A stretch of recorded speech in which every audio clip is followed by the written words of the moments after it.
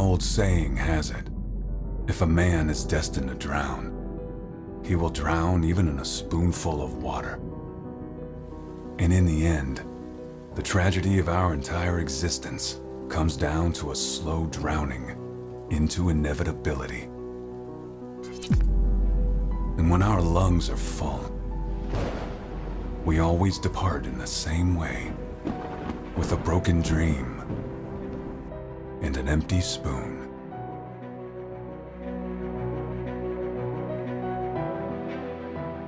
First, we wanted to create a visual novel that could actually change the stereotypes of the genre, which are like huge amount of text without any kind of iteration or with very small amount of gameplays, and like which are more related to romantical stuff and things like that. So when we played games like Danganronpa or Phoenix Wright or games like that, we really thought that games like that with a more serious and dark setting would be awesome.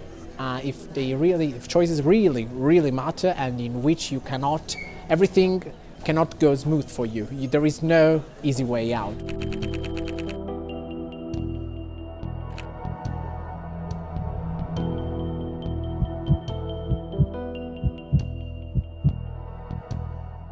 We were like in a supermarket during the late night, really late night, like 1 a.m. with my colleague, which is the developer, and I was talking to him, and I said, dude, we really need to make a game because, you know, Phoenix Wright is cool, but it's too light, so we need to do a dark thing. I say, and he answered me, but I hate visual novels. I say, no, let's do it anyway.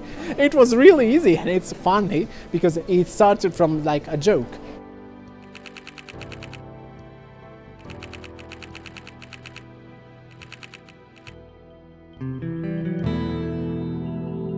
In Italy, as I said, developing at all, it's really difficult because we don't get many aid or help from the government, and so we basically start from nothing, from scratch. So we really had to, just getting the publisher, just getting the idea done, it's a very, very harsh challenge because at the start, for example, we had our own engine, and so but after a while we had to create the game from scratch in order to make it for Unity. So we had to start from all over the place. So we had to make animation after a while. So just thinking about all the issues without having any experience, it's an incredibly hard thing to consider, because you start and say, oh no, those things aren't that bad. It cannot go that bad. It always goes that bad after a while.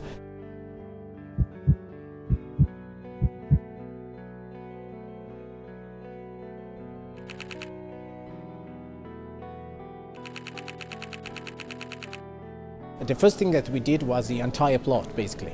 So we started to create each case by thinking, okay, how the case should end and what are the consequences. So there should be like 4 or 5 different consequences for each chapter. And so we started from the final consequence, and then we go back and say, oh, this was brought from this and that.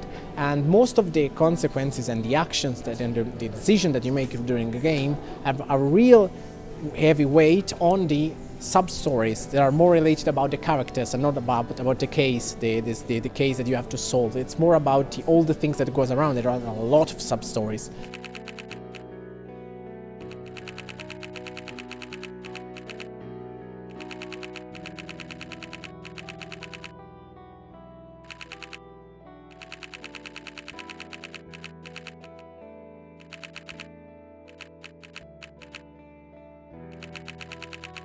We wanted to talk about a serious game, an investigative game, with some real social issues inside of it, because we thought, okay, what kind of choices can really break down the community?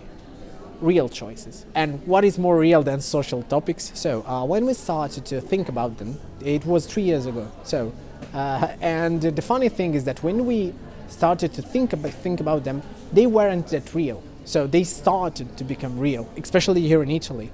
And the horrific stuff is that they are becoming realer every day. They are becoming realer. I say, oh God, did we predict the future, actually? So yes, we decided from the start to bring the social aspect of it, because as Italians, we really tend to say, okay, someone has to talk about this kind of stuff. And since gaming industry is becoming more mature, and we really hoped that our players could actually understand what we were trying to say.